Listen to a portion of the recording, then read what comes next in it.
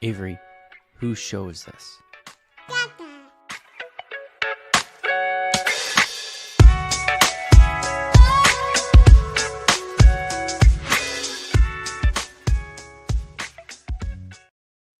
And we're live. Welcome, everybody, here to the Lakers Lounge podcast. I'm Anthony Irwin, Senior Lakers Insider for Clutch Points. And today on the show, joined by Kevin Durant's closest Twitter associate, also writes a little bit for Silver Screen and Roll. But at the top of his resume sits Kevin Durant has answered 2 questions from me. Raj Tapalu. Raj, how you holding up, bud? I'm doing well. What's funny, it's always funny to me what resonates with people who aren't part of this, industry and stuff like that. My phone has never blown up more than Kevin Durant calling me by my name. So I posted that on, Instagram, and the amount of people that I haven't spoke to, Anthony, in 5 years, people from middle school friends, reaching out like, oh my God. And, I feel like I've done some cool stuff here, but Kevin Durant responding me with my full first name was which was finally got people to reach out who haven't been, who haven't reached out, but that was really cool. Yeah, my close and personal confidant, Kevin Durant, as people think, because he said my name. Yeah, I've kind of crossed that lexicon over the last year or so by doing the reporting and stuff where people see my name on Right. various shows and stuff like that. And I'll have high school friends reach out like, isn't your official name Anthony? And I was like, yeah, that's me. It's a funny place to be in, but no, it's I will say this, like, genuinely, because everybody knows I like to give you shit. Genuinely, it is really cool to see somebody who like legit just cares about basketball ask a very basketball question and be Sure. rewarded for just caring about the basketball by somebody who loves hoop about as much as anybody who has ever walked planet Earth. Because one of the things that has really struck me in this new media age, right, where you have Michael Porter Jr. Kind of admitting He needs better people just, around him, I feel like, but yeah, seeing as his brother was one of them, but like um but like in this era of new media where or even maybe not even new media, because Shaq and Charles Barkley aren't exactly new media either, mhm. but you always have NBA players say while they're playing, and especially early on in their careers, God, why can't we just talk about hoop? Why can't we just talk about hoop? And then lo and behold, they're always drawn to the drama, right? You Sure. get it. They get into new media and they're like, shit. Turns out drama. I profit off of drama quite a bit more than talking about Spider 2 Y Banana. And like to see Kevin Durant basically be like, you know what? I'm gonna answer another one of your questions, and I really enjoy the way you look at hoop. For just presenting basketball questions, that's pretty dope. Yeah, I appreciate that. It's funny because people are reaching out are like, "Isn't he an asshole?" I'm like, "Well, I mean, if you reply to him with asshole type stuff, he's gonna come back with that same type of energy." So whenever I see him, on the timeline defending, his legacy or whatever it is to a bunch of people without a real profile picture, that's the best description I can have. Yeah, I try used to to be lob egg him. abbies. Like Yeah, right. there used to be a term for it, but they took away the Twitter egg. Right. So him battling with all these people with player abbeys or whatever it is, I try to lob him some basketball questions, and it's cool to see that he appreciates it and answered those. So yeah, cool moment. Is gonna forget more basketball than I would ever know, and it's cool to have a guy like that will respond to you and actually give you answers if you come to him, I think, with the correct energy. But if not, he will happily come at you with a different type of energy. So. Yeah, I mean, it's a pretty steady rule. Just treat people decently, and it turns out they aren't always assholes. People are Yeah. capable of being assholes, but they will definitely be one if Yes. you're one to them. All right, let's go ahead and dive on into what we're going to be talking about today. I texted you, Raj, about 15 minutes or so before we were going to go live. Yeah, It's give me a ton of August. time. Like it. These ideas. Like I spent all day today playing the Avatar video game because Harrison lent it to me, and I was like, oh shit, I haven't done any like content or anything. And I didn't do a show yesterday, which is because of the way that I currently sound, both in terms of stuffiness and this list that I've developed because of the world's worst cold sore or canker sore. I've never had one as bad as this one. Mm. Uh, so I'm gonna get through this one, but yeah, I was sitting there and I was like, damn, I haven't done anything in like 48 hours. We just talked about Luka's legacy the other day with Harrison. What can we talk about here on August 13th? And I really kind of wanted to nerd out with you. Like your back and forths with Kevin Durant led me to this show topic. So I was like, hey man, can you throw together 5 lineups? Sure. And I'm sure there's going to be some overlap. Let's talk about the 5. Each present 5 lineups that we're really kind of excited or intrigued by. And you were like 5, and then you hop on here like, so you know how I was nervous about 5. Turns out I have 12. Yeah, I trimmed that down. But wait, before we get into this, Anthony, I saw you online, and I want to do this before I forget. I think maybe I'm in the minority in this. I love the 8 p.m. start. I know, and so I think because I'm local, that's why. So these are selfish young. reasons. Yeah, okay, but I absolutely love the 8 p.m. start, and there's 3 words why. It's Los Angeles traffic. So I love getting an extra 30 minutes to get to LA, or if something happens, there's a crash out of nowhere. And yes, I feel bad for people like you who that's 1 a.m. in your territory, but I love the 8 p.m. start. So I saw you yelling at some people online, and I just thought I'd bring that up here first. No, what I was yelling at people, look, if people like the 8 p.m. start, I'm not like angry that anybody could possibly like it.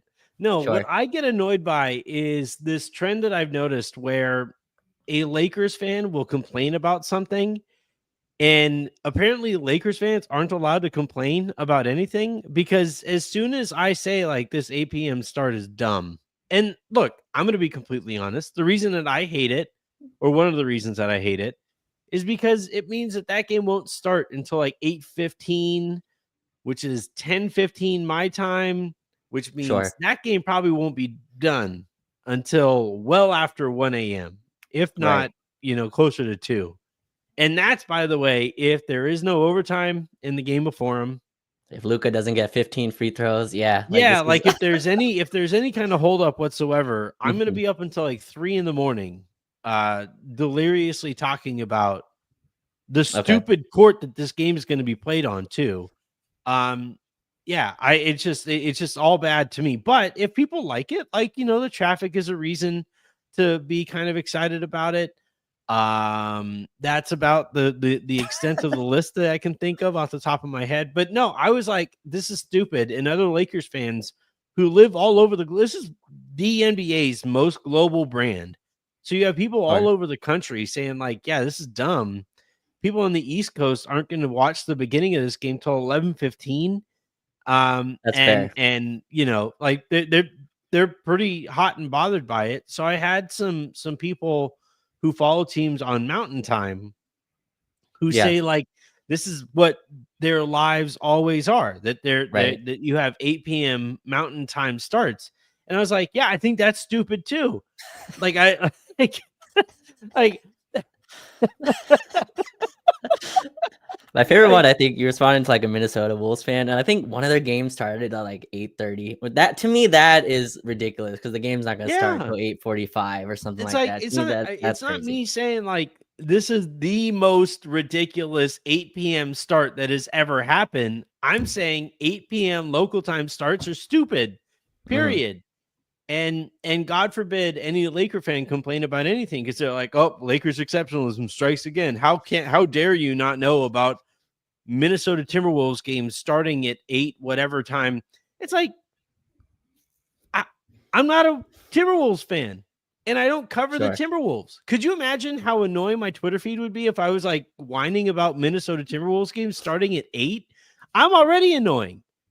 It would be so much worse if I was there complaining about on behalf of every like Every unfortunate or NBA fan stupid base. happenstance that happens to any other team. Like that, like Yeah. what are we doing here? But anyway, no, I'm fine. Like if Raj, simply for the sake of the traffic and your traffic specifically, I I still hate it. I also love crypto, so I'm there. You know, whenever I'm there, I stay late anyways. So I'm a little weird in that way. But I'm yeah. just gonna clip you saying I love crypto Oh and yeah, just that's let gonna blow just up. let that Really into Ethereum. Yeah, that's what it is. big into blockchains, huh? Yes. All right. So today, like I said, we're gonna give our top 5 lineups. I probably should have said we shouldn't include the starters and we should give one outside of that, but it did make me wonder like who your starters might be. So we'll go ahead and start there. Yeah. My starters are Austin, Smart, Luka, LeBron, and Aiton. That's the Yours. stars. That's the stars I have as well, and that was actually the first lineup I wrote. Not 100. I don't think that starts day one, Anthony, but I do think that's where we end up with Smart. You know, starting next to that backcourt, and then LeBron Aiton in the front court. I think that just fits. Again, these games aren't played on paper, but I think that fits the best on paper. You have kind of all the roles distinguished in a really proper way. It allows LeBron to really be the four in a situation where I think him and Rui were kind of, trading places within Yeah, that, bouncing into each other. bouncing. Yeah, and it gives Austin and Luca the ball screen pairing of DeAndre Ayton and the spacing they need. I'm putting Smart as a spacer here. I know he didn't have a great shooting year last year, and really his career, he's been a pretty volatile like level shooter in terms of percentages. But he's a guy that will take them and will space. And be a spacer for both of those guys. So that's definitely the stars I had. I can see Rui again staying there if the team is winning, if they start off really well. You're talking about the schedule. If they have a really light schedule early on, maybe they can go on a run. Maybe JJ doesn't want to mess with that. And I would predict Rui to start day one. But Anthony, this is a lineup that I'm, drooling over to see. Really, I want to see Ayton and Smart next to those three, and then build the team out from there. I actually think this is the day one starting lineup. Mm. I'm trying to see because I have a couple of questions here that I'm going to get to eventually. But I was I know that there's this notion of Rui Hachimura having seniority. He has played well the last couple of years as the starter. There's some potential concern. I've even heard some internal concern that he might not be as engaged coming off of the bench. Rui might not be. They have noticed that same kind of slippage, I guess is what we could call it. On a contract year, though, he doesn't have a choice. But it's funny how people are wired though, Raj, because like you're absolutely right. But I mean, was there reason to mope before? You get traded if you moped, and he moped. So But he was like, but he was paid Mhm. in a role that he was paid under the assumption of a role that I could understand. I'm not excusing the behavior, but I can understand it. This year, I mean, Marcus Smart also just has a way bigger resume than Mhm. Rui Hachimura, has way more accolades. The contract is the only thing that's separating, but that's also not true because Smart's on a buyout. So I was really, just gonna say, like, yeah, that's if we're talking about contract right, right. situations We're here. talking about what's really going in the bank, then Marcus Smart's actually making more. So from that perspective, Rui really can't complain. There's a possibility. Again, you're saying you're hearing that. I just contract year guy, you really don't have many options there. You don't play well. It's factoring into your next deal anyway. Yeah, I think both of those things can be true at the same time. That there can be concern that he might mope, and the response to the moping would be, "Do so at your own risk, bud." You Right. know. But I actually do believe this is the opening night starting lineup. It makes the most sense. There was like a 48, 72 hour window there where I was kind of wondering maybe Vando slips into the starting five. just because of how specifically you want to utilize him, right? If you're putting him, if you're just sticking him on the other team's best player, then you kind of want his minutes to match up with the other team's best player. But I was like, I'm not putting, contorting myself into pretzels for the sake of Jared Vanderbilt, given what I've seen from Right. him as a basketball player the last 2 years. So to me, it's like, give me your five most or close to your most talented players, and especially these guys fit the best, at least theoretically. It also slots Austin into your secondary perimeter defender, which I think is really important, given the difference in his game Yeah. from last year when they started him and D'Angelo Russell compared to when they started him and Max Christie. Remember, Austin's game immediately took off because he wasn't being asked to initiate the offense and then also take the other team's best player. Yeah. So I just think this makes the most sense. It's funny the way that we kind of talk about guys at various stages of their careers. The way that I've kind of heard people talk about Marcus Smart is like, oh, well, he's on the tail end of his career, back end of his career, you know, certainly on the back nine. And I'm like, isn't he like 30? Like he was Yeah. drafted the same year as Julius Randle. We don't talk about Julius Randle that way. And Smart doesn't have like a, blown ACL or anything like that. He has some annoying, nicks and bangs and bruises and shit, but nothing like, that would make you completely rethink what he's capable of athletically. So I think Marcus Smart's probably gonna have a better season than Rui this year. I think the Lakers need Marcus Smart to have a better season than the Rui. I will give Rui credit. He did this. I remember when I think LeBron's second year, he tied his hip to LeBron's for the whole summer, and he's doing the same. He did the pretty similar thing with Luka this year, so he understands kind of who I guess to be close with That man's a during smart man, dude. the Between picking 28 for the reasons that he picked 28, between the LA sign that he throws all up every right. chance he gets, that man is popular in some pockets of the Lakers organization, and he's a smart dude in that specific regard. For sure. That LA is almost copyrighted by Rui Hachimura. I mean, you don't see a picture with him without him putting that up. But no, I think the kind of general place I come to is I don't want Luka, Austin, or LeBron defending anyone's best perimeter attacker, right? And even if Smart's going to be attacked in different ways, I think his foot speed's not what it was before. I think the difference in how we speak about him and Randall is because he's just played in so many more games. Anthony, he's had so many deep playoff runs where his 30 is like a 32, I would say, just between the games that he's played, the long runs that he's had with Boston, having so much success kind of early on is in his career. But even that said, I think a 75%, 80% Marcus Smart just jumps his team to another level. We just have not had a guy, all defense level player as well, right? I think one DPO in 2022 or 2023. I don't remember the exact year, but just has a really strong resume. Doesn't hurt that Luka Doncic publicly recruited him twice, 2 phone calls to Marcus Smart's agent, I believe, and then to Marcus Smart as it was reported. But yeah, I hope Smart starts. I just can see JJ going.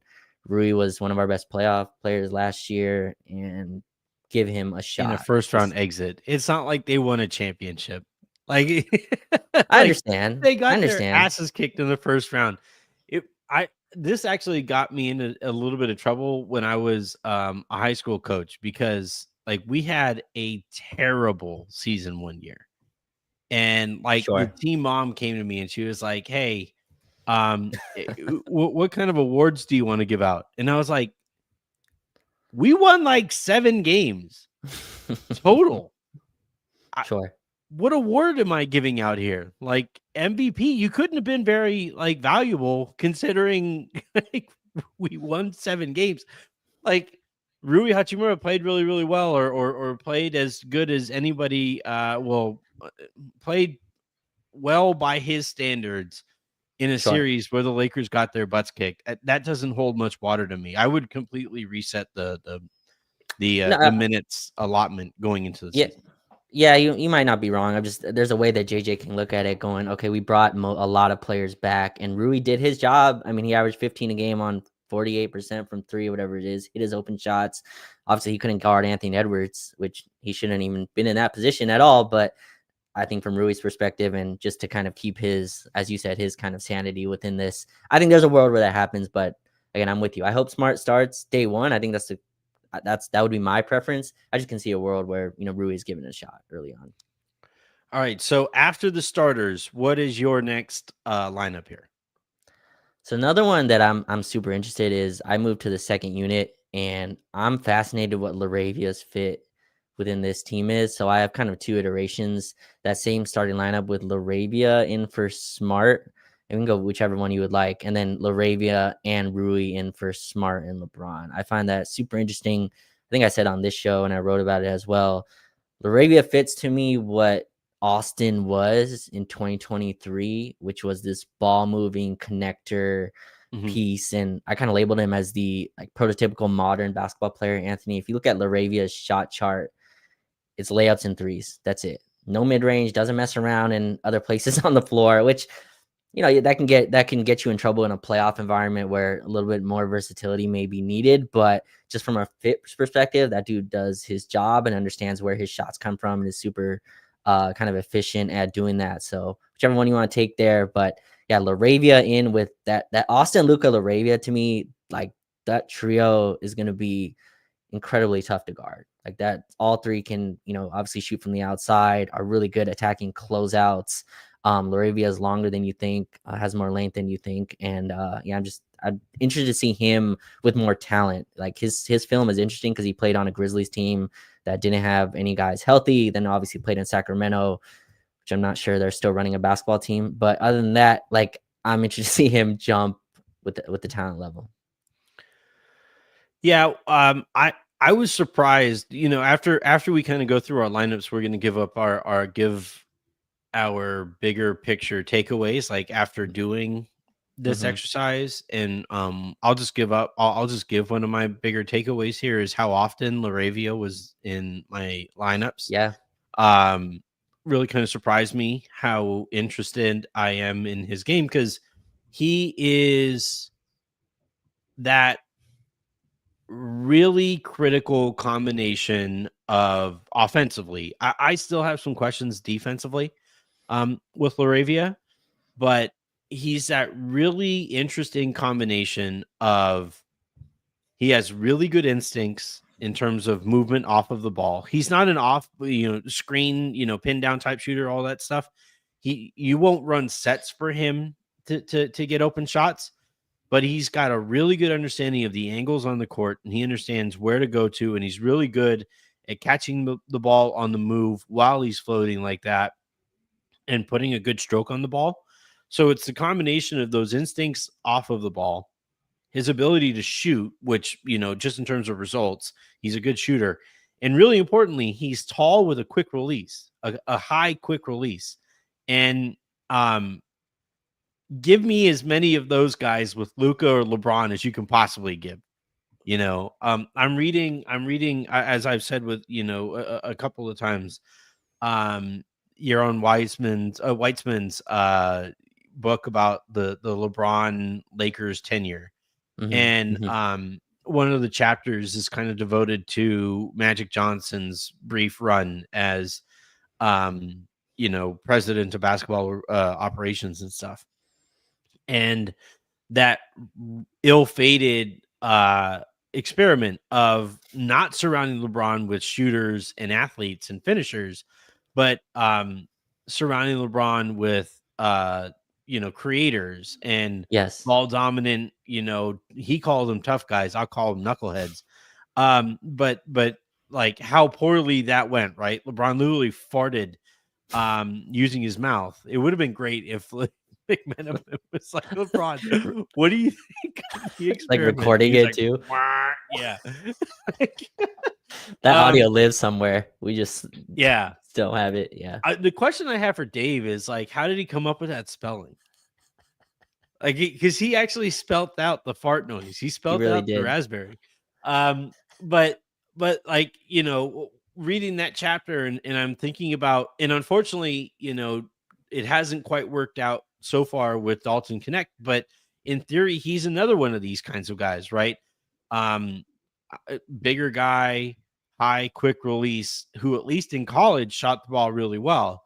But here with Laravia, like I found myself putting him in a lot of my lineups, in large part because of the type of offensive player he is. Now, again, the defensive concerns are a thing, but at least, just strictly as far as what type of tools you would want offensive players to have around Luke and LeBron, Laravia's got those tools. Yeah, that's one of, well, you gave one of your bigger pictures. Mine is there's not a lot of defensive talent, so we're again no other than you're expecting like a huge jump from Luka Doncic defensively, which that remains to be seen. I do think the weight loss helps in some way in that, but you look down this roster and you were saying you were thinking about starting Vando, and like I think that's a really huge step to jump to, but I can understand it. Because you're going this, and some of my lineups, I'm really getting to Ado, and I'm like, can I count on a rookie this, No. early? But like he has potential defensively, which I think is important on this roster. Just really quickly on Magic, I will never forget Anthony the Summer League interview where they're asking about the roster that he built, and he goes, "Well, I know what worked before, but we got Rondo and Lance Stevenson, and we're gonna win this unique way." I'm like, it sounded good at the time, but No, it didn't. no. It did not. I was sitting. If you could see the silver screen roll Slack while that was going on at the time, it was not pretty. I was not a fan. All right, my next lineup here is a little weird. See what you Okay. think of it. I don't know if we'll see it, but I kind of hope we do. I have Luka, Mm-hmm. Laravia, Vando, Rui, and Aiton. Luka, Laravia, Vando, I Rui, could and be Aiden. talked into Smart instead of Rui here. Okay. But Luka, Laravia, Rando, Rui, and Aiton.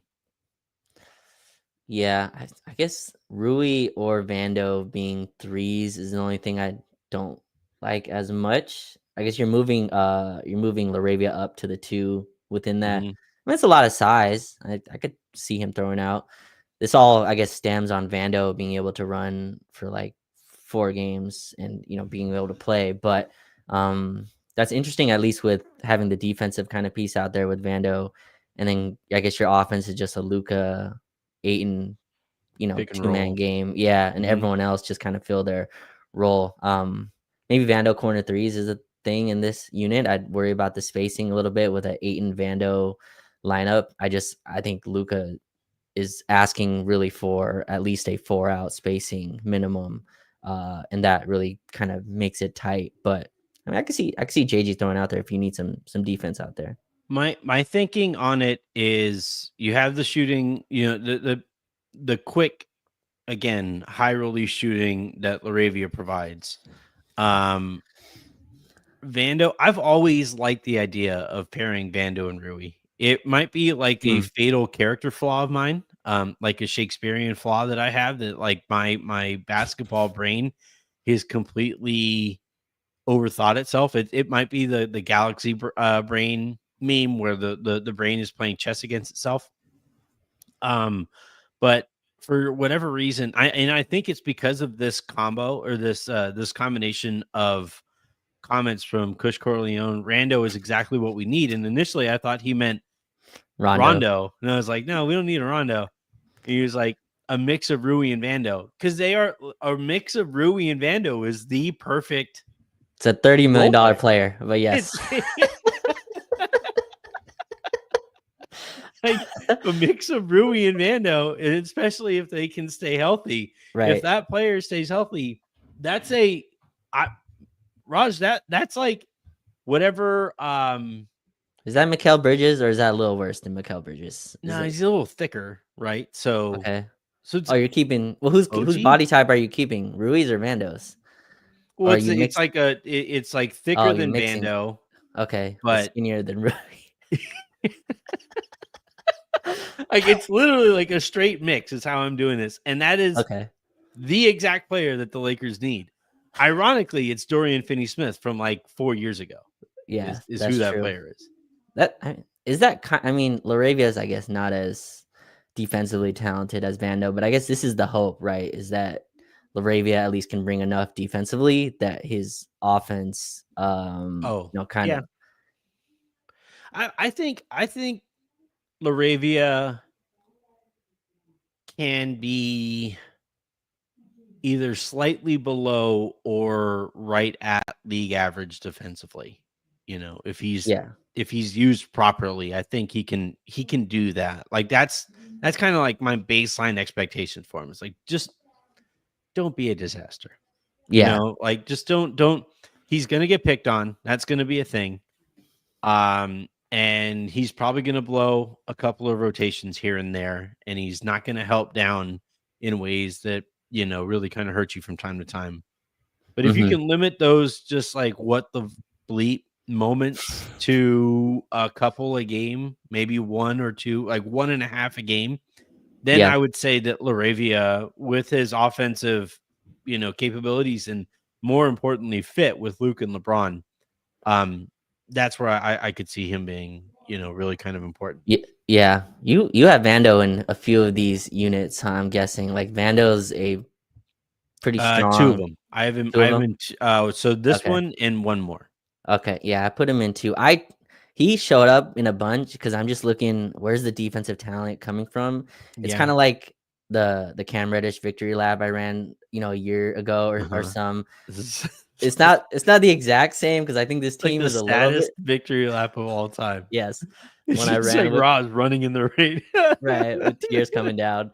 Yeah. But what was I gonna say? Yeah, so I don't think it's as close as that, but I do think, and look, we're getting as much Vando off-season content as we've gotten, in his Laker tenure. I would say, just he was doing floaters and 3-pointers off and whichever it is, which again, like, it's great that he's working on that. My bar is so much lower on just can he return the defensive player he was 2 years ago and hit back to that level of conditioning, and staying out of foul trouble and stuff like that. But yeah, I think it's interesting when you go down the list. Like Laravia, like you just said, Laravia can be an average defender or league average defender, and that is like a top mark from the roster down, which is interesting to hear it put that way. Mhm. But yeah, I think Vando is going to be super super important, as well, and that's what makes these lineups kind of tough to build because you want to put two of Austin, Luke, or three of Austin, Luka, and LeBron on the floor at the same time. I'm assuming, and then all three are just at their best. Like in the regular season, I think LeBron obviously is going to take off defense in some way. So I kind of put him as league average in a lot of ways, and it's going to be tough to build good defensive lineups. What's your next one? I went last. Okay, so the other one I've been trying to think of were LeBron and Luka units, and that's kind of the ones obviously Mm. taking Austin out, and so got a few of those. So the first one was just Luka, LeBron, Smart, Rui, and Aiton, and then you can put Jackson Hayes within that. I know you're not too excited about that, but that's I that's have that's Hayes what, in a lineup, and yeah. It's I rolled my eyes at myself. so I think Luca really enjoys playing with Jackson Hayes. Like I think there is a level of joy of having a quick twitch lob threat. Like I know we're all throwing Aiton in the lob threat bowl because the amount of people we have on this team that can jump to the rim aren't at that high. So like Mhm. Aiton just is automatically in the lob threat. He's more in like he is a lob threat technically, but he's just not. That's just not the way he plays. He's not a He's like quick twitch. he's a lob threat, but a bunch of his lobs are going to be like lay the ball up and tap Right. the backboard. You know, Yes. it's not throw the ball way the hell up there and go, you know, Yeah. armpits at the rim. He also doesn't roll with like a veracity of a lob threat, right? And so like as many bad traits as Jackson Hayes has as a basketball player, which you can create a list long enough, Jackson Hayes does roll hard, and that's a real threat. And I think in second units as a starter, it's a little bit more harmful what he does. But I think in a bench role, second unit, I could see where Luka, LeBron, Smart, Rui and Hayes is effective. You can kind of fill out Laravia in there as well. But I do like having a Luka Hayes unit where everyone else can space. I think that's important. I can't have Hayes and Vando in units together. I don't have the numbers on that from last season, but Yeah. I don't like that spacing wise. It's interesting that you lean towards, all right, let's see how many lineups I can make work with Luka and LeBron, because I Mhm. found myself doing the opposite. And it'll be interesting to see. Like, I want to come back to this. I want to do this exercise again, closer to, or like after the beginning of the season, maybe like a month in. And maybe at that point we could say like top 5 lineups that we've seen, right? Mhm. And one that maybe we would like to see still. And the reason I say all of that is because I want to see if Luka and LeBron actually do stuff together in the offense, Yeah. because if they aren't, then I think we got to talk about staggering them and optimizing those lineups whenever they are staggered. So, like for me, I basically I'll do 2 in a row back to back here since we're a little behind. Um, I have LeBron, Austin, Rui, Vando, and Aiton as one of them, and then I have Luca, Smart, Laravia, Rui, and Hayes as another one. Mm. And the thinking on both of them is like, all right, give me, because I think Hayes makes more sense as a Luca pairing, and I think Aiton makes more sense as a LeBron pairing. Mm. Because I think teams switch LeBron screens a little bit more than they do Luca's. And if you're going to switch, then, or if a team is going to switch, then you would like to have the big out there that is more capable of punishing the switch. So I have Aiton in the LeBron lineups. Um, and then I also have LeBron and Austin out there together in that lineup, because that way you can do the LeBron Austin 2-man game that was working really well for a little while. And then I also have, again, Rui and Vando, because I just can't quit them apparently. In I need to that look how group, much they played together the last 3 yeah, years. It can't be much. it can't. I remember when Darvin had them both, and they just like did not play together. I think that's what it is, Raj, is because it was the thing that I wanted Darvin to do, and he just never ever did it. Well, Even though he had a whole game where they started, like he that's what I started was gonna all say. games. You broke the news that they would start together. I think that's what started all this Yeah, infatuation with those yeah, two. but like they started, and I think one of them was the first to come out, and we never really got. And then they got hurt too. They won that game too, by the way. Yeah, in Um, Minnesota, I believe that was. Yeah. yeah, either Minnesota or OKC. But and then like the Luca Smart, Laravia, Rui, Hayes one. Hayes is your traditional, hard crashing pick and roll partner for Luca. You have Smart out there for the defense and additional ball handling. Laravia is your floor spacer since you have Hayes. And then Rui is another floor spacer since you have Hayes and Smart out there. So those are kind of my 2 bench single star type of lineups. Yeah, I think that makes a lot of sense. The thing that I've been kind of wrapping around is, does LeBron need more defense or offensive help? And the kind of conclusion I've come to is I think he needs more defensive help than offensive. I think that's a place where we need to help him more. I also don't think this roster is conducive to doing that, and so it's tough making lineups where that works. So I try to at least fill one defensive piece in there. What I'm noticing is you haven't had Maxi or Gabe in any of these lineups. Are they not in any of these 5 that They're you've Portland Trailblazers already. all right. No. I didn't hear Robert Williams at all either, so or Matisse Thybulle, All right. whatever it is. So there's that clip going around. Do you see? So there's the picture of Maxi looking Yes. incredible lifting. I was like, damn, all Yes. right. And then there was There's the the dunk. Yeah. video of him doing like a off the backboard windmill dunk. And I was like, huh, all right. We're still waiting for well, it's good that he's doing all this abroad because the NBA can't drug test him, I guess, while he's in Germany. Um, I I am very much in wait and see mode with Maxi. And like with Gabe is very much like that boring third guard that he's going to be out there for But some that's minutes, the and I'm not boring going to build any boring lineups. works. Boring's important in the regular season. It It's very is, it is. important. But like we can only put together 5 lineups here, and I don't want No, to think for about sure. like the boring innings eater lineups. Like to get these are lineups that like legit excite me or intrigue Oh, me. okay. I would actually really like to see. And I'm sorry, I don't really like to see Gabe Vincent play basketball. Okay. Um, Well, I mean, I was going with, well, maybe not as exciting, but I think realistic. It yeah, would be funny if right you're before, totally right. Like you're absolutely right that both of those guys should probably factor into this exercise in one way or another. yeah, Funny comment here from Store Runner. That's the Cleva dunking thing is the equivalent to the Vando or Hayes shooting 3 clips.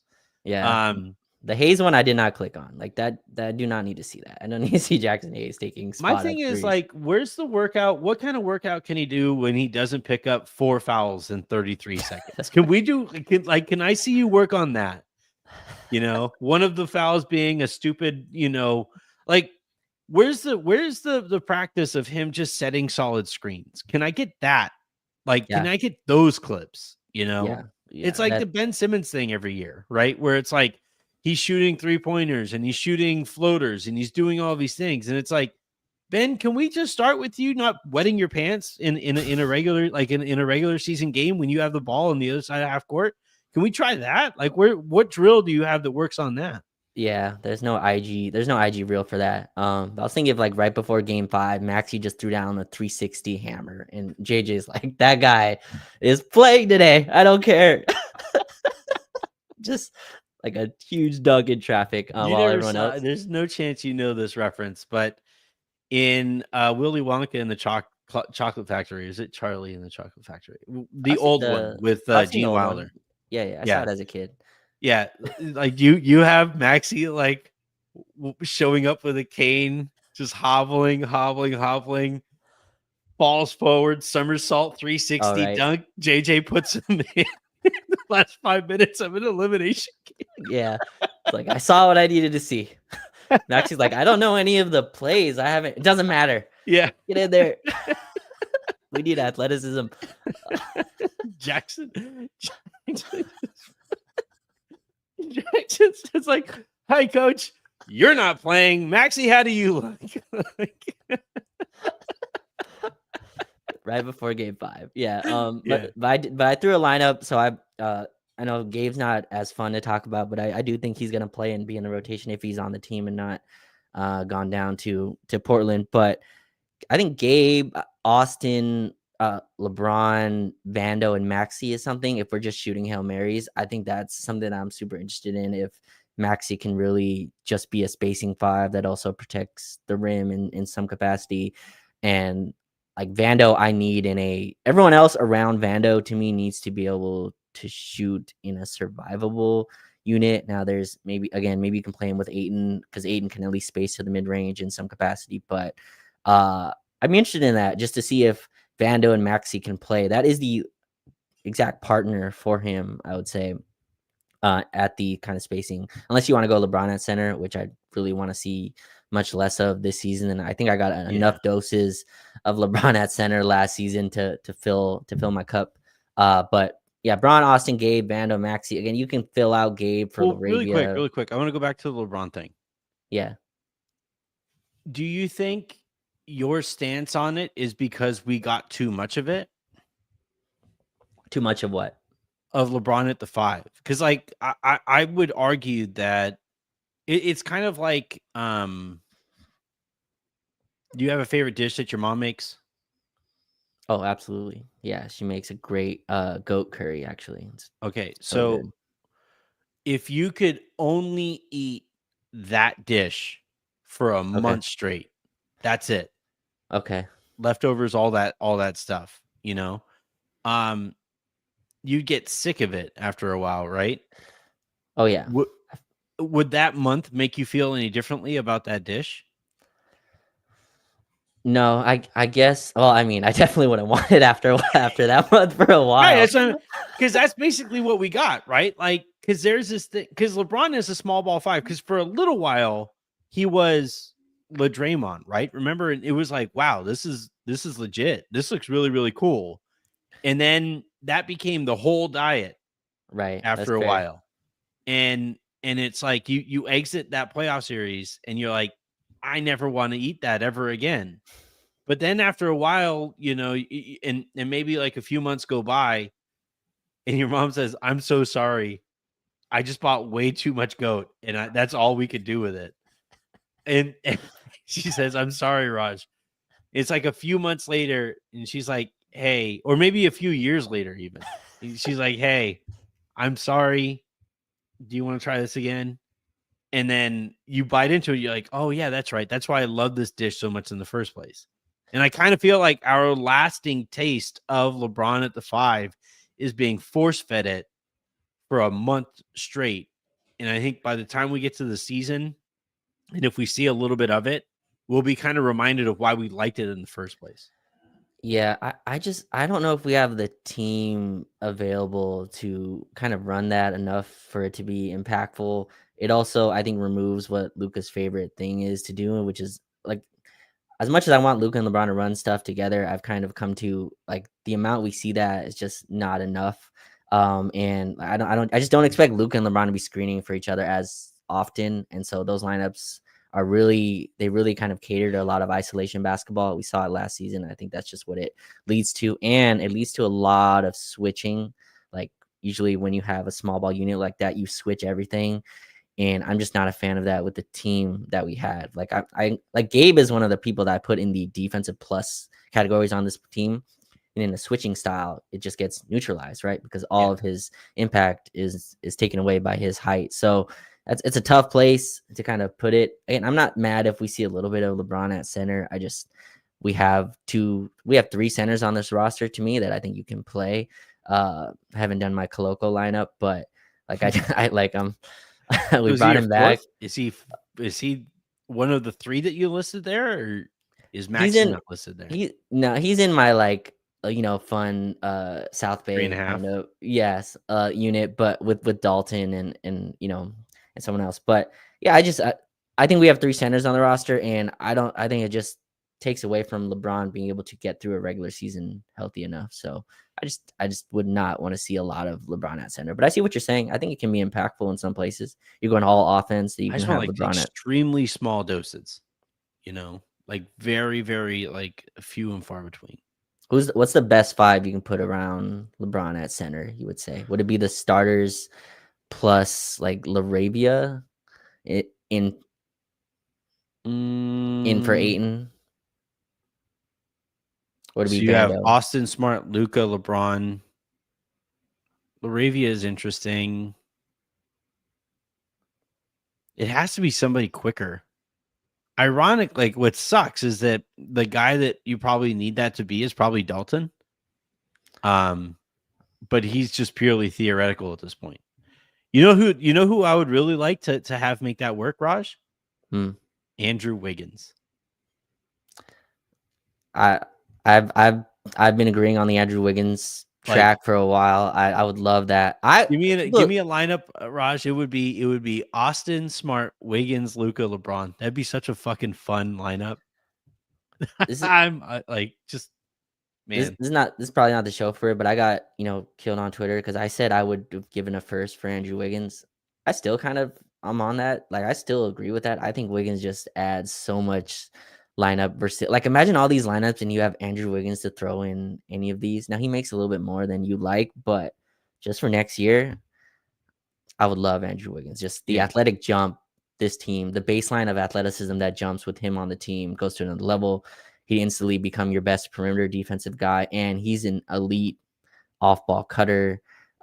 We were having these conversations in Vegas about Andrew Wiggins, Yeah. and I understand all the kind of pitfalls of his game, but yeah, that's a guy who's been working off ball for a while now and has done it at a high level.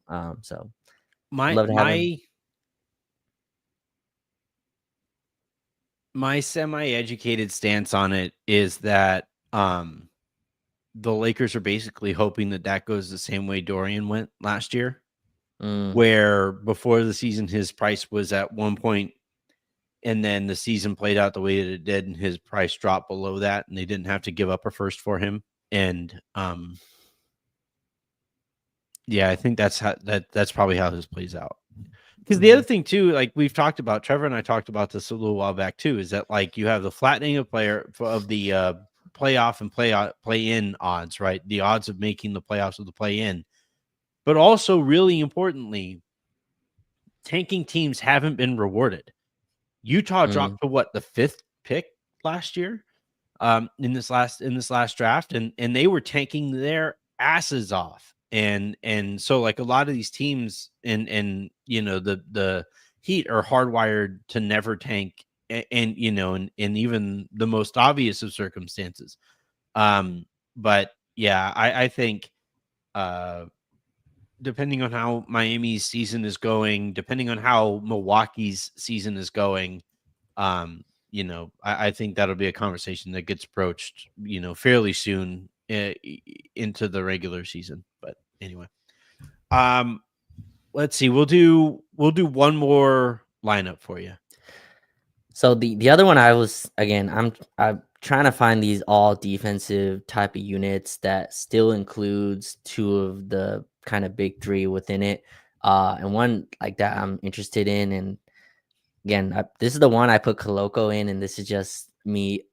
Like I want people to see what I see, you know, in the G League, and hopefully, I think all that stuff is within him. He just needs his body to catch up. It's very strange to watch, but Luka, Austin, again, I'm throwing some Hail Marys here. Adu, Vando, and Coloco is something this is just all defense, and you can take out Austin and put LeBron or something like that, but it's just straight throw athletes. You can put Hayes for Coloco. There's just purely coincidental, Raj. Yeah. This happened to be the super comment that we got while you were talking. So first, let me do this really quick. And the comment that we got from Chris Corleone. What's the worst realistic lineup JJ can throw out there that would piss you off? Keep up the great work, both of you. Appreciate the content. Raj, go ahead and list that.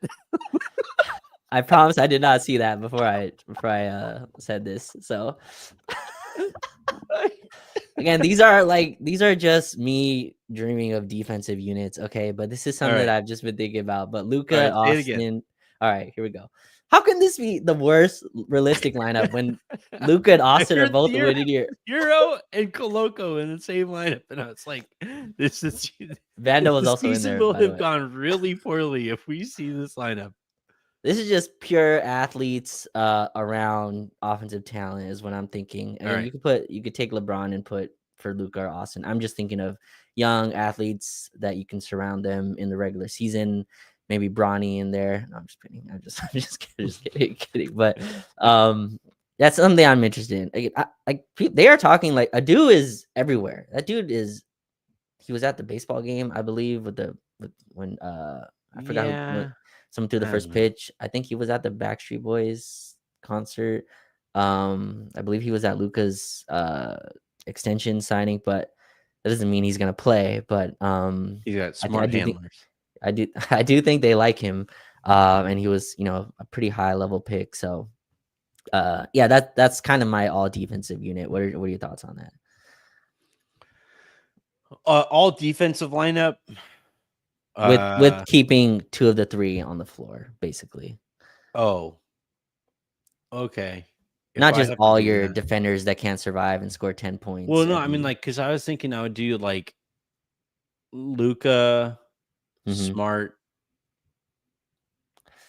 Yeah, I was trying to go a little younger with athletes, but yeah, Luka, Smart. Eesh. How old is Vando? Luka, Smart, Vando, LeBron, 26. And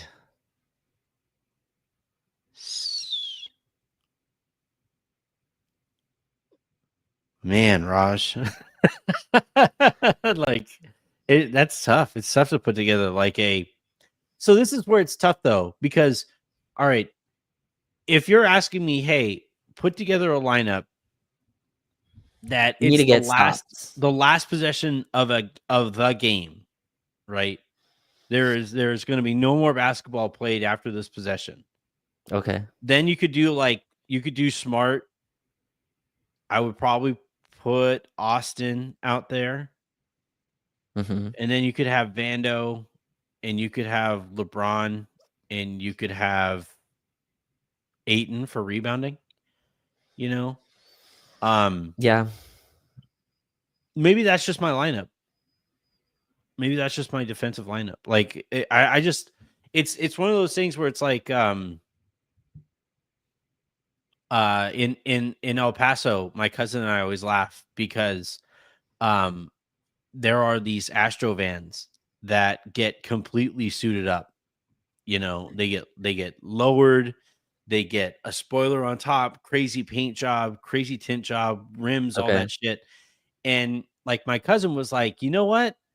If you're telling me I have to just suit up an Astro van, a Chevy Astro van, you know, that's a pretty good job. And I'm like, but why are you suiting up a Chevy Astro van? You know, like if you're telling me like, hey man, put together the best defensive line, just go all out defense with this team. That's like trying to suit up a Chevy Astro van. You can't do it. You can't put Sure. that lineup together. Sure. I think that's fair, but again, I think there's a world where you need stops, and I think this is how coaches think sometimes, where like you'll see wonky units all the time.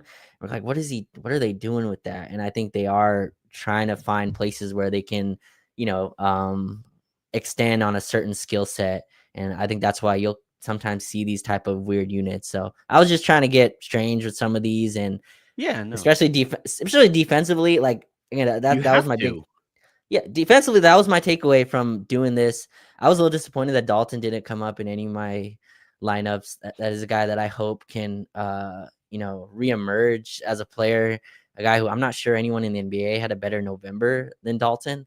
But man, did that linear graph go down as the season went on. But right now, I just could not throw him in any. You But know yeah, I who think else is a November merchant? who Cam Reddish, baby. something about when that calendar turns to December, just everything goes downhill. Everybody's in shape at that point. Everybody's like, all right, let's start like actually playing basketball here. And the Dalton Connects and Cam Reddishes of the world are like, wait, you guys weren't trying? What? um all right, let's do some really quick takeaways here. I will get to you guys' Austin Reeves, Tyler Hero comment or whatever. But takeaways here. I already talked about how often I found myself putting Laravia into lineups. What kind of struck you while you were, you know, throwing some of these together? Yeah, I think the main one we kind of mentioned was the defense that's tough to build, something that's sustainable, that kind of fills a lot of areas. I think it's why we both have Smart starting because that really And fills playing a like 30 something minutes a night. yeah, 30. I think that's extending probably like 23 to 25. I would Ooh, good luck. Build out a rotation with Marcus Smart playing 23 to 25 minutes a night, and you're gonna find out really quickly that, damn, where'd our defense go? But you also have to get Smart to the finish line too, right? And I think that's part of this. I think he's going to be managed in a way that it's just again he's 30 years old. You're right, but his mileage is long. That dude has a lot of miles on his on his legs from all the playoff runs that he's gone on. Yeah, Also, I think I think he made the playoffs the first 9 years of his career. right, and so bringing back all the players that we did, it is interesting. You go through the lineups. JJ has at times shortened the rotation, at times played 9, 10 guys. There is a lot of guys that could theoretically play if healthy, right? If healthy is obviously the bold line there, but if you're adding Vando and Maxi to a rotation, that puts you around 10, right? Mhm. That's with moving Rui to the bench as well. So it's going to be interesting to see how they kind of figure that out. I know you were you kind of mentioned that you think there's gonna, or you're hoping maybe that there's a trade or something like that. But if not, like Gabe's expecting to play, I'm sure. Obviously, Rui's expecting to play. Vando's not shooting corner threes for nothing this summer. Like he's expecting to play. Maxi Kleber's not doing 360 dunks for nothing. He's expecting to play. I think Adu Tierra is expecting at least a shot to play. We'll see with Bronny, but I think there is a long list of guys who expect to play, and that'll get weeded out as the games start. But that's one thing, and another is Luka and Austin again. That building strong defenses with your backcourt being that makes it a kind of roster issue, especially when the other guy is 40 years old who's expecting to play. You just mentioned Smart 30 minutes a game. LeBron is definitely getting to I forgot his, I don't know what he played last year, but he's at least getting to his 28 to 34 or whatever it is. Yeah. And that's a guy that, again, is it fair to rely on LeBron defensively during the regular season? I don't know, but I think it's what this team needs. That's a tough part of this evaluation. If LeBron was 35, this team's winning 65 games, but like he's not. He's 41 in December, I think. Yeah, I think the question that you have to ask yourself, and this requires LeBron's buy-in, but by not having to carry such a load offensively, could he use some of those, I guess resources, for lack of a better term, on the defensive side of the ball? But that's a complete rewiring of the way that the guy's brain. He sounds very bought in this summer. He sounds absolutely locked in. Yeah, didn't he just tweet out the same exact image that Anthony Davis did? Yeah, he seems very. I like how in the summer where I'm like, guys, we don't have to completely read into every single thing LeBron is sending out there. LeBron's like, oh, we don't? Are you sure? You think he and AD timed that? Was that like, hey, I'm tweeting this, you tweet this. We're both, we have some strong feelings about the Lakers. Let's put this out together. Let's put this. I mean, that's it. This isn't one of those situations where you walk in and you and your boy are both wearing like black t-shirts, like this. What the fuck? You don't think they screenshotted the same picture at the same time? Just saw that quote and it resonated with both of them. Yeah. Do you think like LeBron, let's figure out the most innocent reading of that situation. LeBron found that quote and sent it to AD. Yeah. And AD was like, oh, damn, that's a great quote. I'm going to put that on my social. And then LeBron's like, what the fuck, man? I just put it on mine. Now we're all now we did it again. Yeah, totally coincidental. Yeah. All right, let's really quickly. You guys were asking about this at the top of the show. Where is it? Where's the? Oh, here we go. Did you see Reaves wants the same contract as Tyler Hero? So, and then there's some other iterations of the same comment. Again, I'm going to start by the most innocent reading of the situation. And it is that, of course, Austin is looking for the same amount of money as a player of similar caliber. That said, that doesn't mean that he's going to get it. And, here's where you start getting into Lakers relationships with players, and they have a great relationship with Austin. They have a really good relationship with his agent. And, I think everybody is going to be as realistic as possible going into the situation. That said, Raj, how would you feel? Because what's Tyler Hero making? Yeah, so if you look, he's 4 years, 120. It's about averaging 30 per year. It's ascending slightly, so he's at 31 next season, and then 33 the following season. So 4 years, 120. So it's almost exactly 30. Or that's exactly 30. Yeah. Um, yeah, I don't know. With the cap going up, I would say that's fine. I'd be I would say shocked if that's fine. Austin. I'd be shocked if he doesn't get at least that, right? And uh, like Tyler Hero, I think is a good player as well. But you mentioned it, the cap's going up. 30 million isn't what it was 2 years ago, even, right? Tyler Hero signed this in 2023. It's gonna be what, three Yeah. off seasons since then where Austin will get his deal. I think people need to be prepared for that. I'd be shocked if it was anything under 30 for Austin. Like That I would just say seems.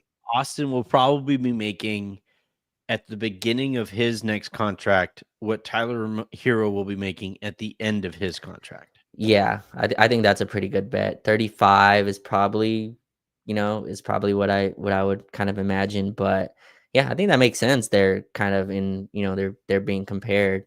But yeah, I'd be shocked if he doesn't get at least that.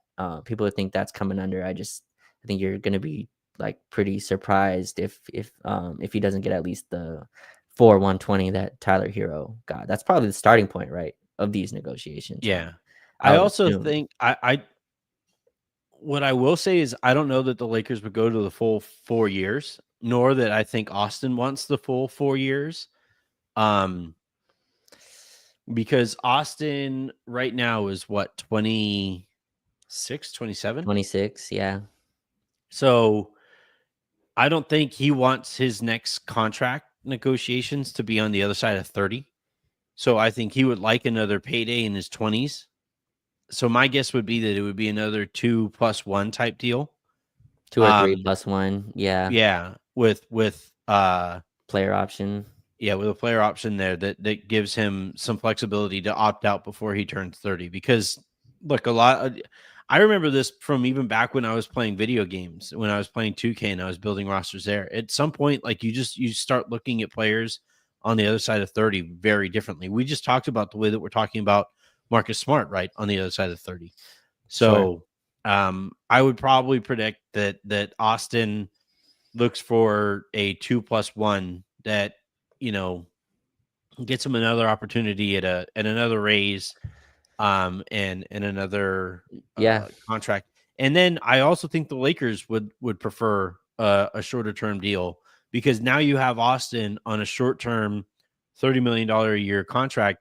That makes it easier to move him for the exact kind of player. Like if you find out that he and Luka just aren't the backcourt that you're kind of hoping for, the defensive issues are just too real. And then at that point, you want to move Austin to a team that, maybe has a more athletic primary creator, and Austin can kind of slot in as your secondary creator who doesn't have to be the team's like most solid perimeter defender. Um, I just think that a short term 30+ million a year Yeah. deal probably makes the most sense for everybody involved. So I've seen Tyler Hero be the kind of name that's mentioned most often. The player I think that they'll likely go into this with, Anthony, is Emmanuel Quickly, who just signed a 175, which is about $33 million a year, right? And I think it's pretty clear Austin's better than Emmanuel Quickly. And I'm sure that's kind of be, at least in my opinion, and that I think that's where they'll kind of go at this. And there's a world where the Lakers are good and they have 3 All-Stars. There's a world where that happens. I think this is all part of the calculation that they did to kind of bet on this season being the one. But yeah, like, so as you look around the league, the type of money that guards are making, again, 30 million, I think, is kind of where the starting point would be for Austin. Again, there's a jump that he can take this season that would kind of maybe put him in the like 40 range if that happens. But for now, yeah, I do think that 30 is probably where it at least starts from. The biggest thing for me is I will be 100% on board paying Austin 30, even 5 plus, Yeah. if he is a significantly better catch and shoot player than he was in the postseason last time we saw him. And I also think, by the way, that like a lot of these conversations that we have about Austin are very much colored by the last time that we saw him. And, according to, reports, and I've confirmed them, he had that serious toe issue and just wasn't quite himself over the course of that series. So if you're saying like if there's a rule, right, in just humanity: never judge a person by their best or worst moments, right? And um I would say on average Austin is very much worth 30 something million bucks. And if he figures out a way to be to catch and shoot in better rhythm with Luka, with LeBron, then I have no like, at that point the offense would be so overwhelming that the defensive concerns wouldn't bother Yeah. me so much. I mean, he was 25-5 on 50, 40, 90 after the Luka trade, right? And some of that was without LeBron as well. You mentioned the kind of off ball stuff for sure, but I think Austin sees himself as the on ball creator, right? And so I think that's kind of where he sees his game, the path that he's going. And he took a super leap as, I think, a playmaker and shot creator. Definitely needed to shoot better in the playoffs.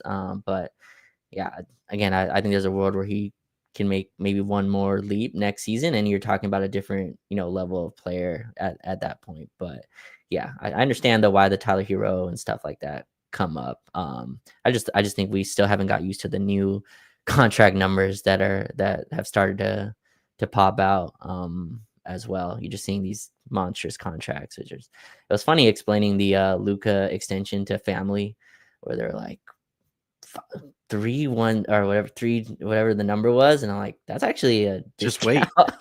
wait. He's gonna He make got 80 off of his next contract. yeah, Yeah,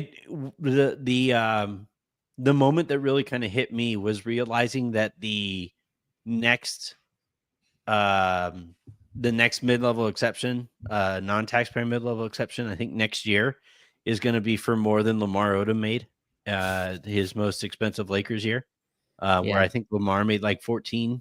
And um yeah, I think the non-taxpayer is going to jump up above that next year, and that's going to yeah, feel kind of weird to me. It's like you're yeah, going to talk about some, like, by definition, mediocre players, and Lamar Odom was a six man of the year, was a key part of a championship run, and he made a little bit less than that. yeah. Numbers are All getting right. crazy. Damn it. I've muted myself all show. I've been so good with that stuff all show, and right till the very end is when I make that noise. But all right, that is going to do it here for this episode of the Lakers Lounge podcast. Thank you to Raj for popping on here and nerding out with me while we talk about this thing. Raj, you muted yourself, but anything that you wanted to plug before we get you out of here?